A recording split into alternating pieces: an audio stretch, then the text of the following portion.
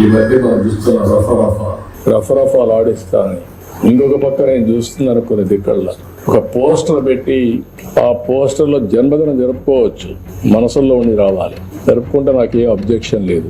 అదే సమయంలో ఫ్లెక్సీ దగ్గర నిషేధమైనటువంటి జంతు బలి చేసి ఆ జంతువును పైకి తీసి బ్లడ్ చల్లడం అంటే సమాజాన్ని భయభ్రాంతులు చేయాలనుకుంటున్నారు. ఆ రోజు కూడా మీరు పోలీసు వ్యవస్థ గుర్తుపెట్టుకోవాల్సింది, ఏదైతే వివేకానంద రెడ్డి గారిని చంపినప్పుడు బయట ప్రపంచాన్ని నమ్మించారు హార్ట్ అటాక్ అని, అందరూ నమ్మితే 2 రోజులకు నెక్స్ట్ ఈవినింగ్ నెక్స్ట్ మార్నింగ్ కి రివర్స్ చేశారు. అంటే ఒక నేరస్తులు నేరాలు చేసి ఆ నేరాలు వేరే వాళ్ళపై నేయడమే కాకుండా ఓసారి దానికి ఎల్బీ కూడా క్రియేట్ చేసుకుంటారు. వీళ్ళు నేరాలు చేస్తారు, అప్పుడు ఎక్కడో ఒక విఐపీ దగ్గర ఉంటాడు.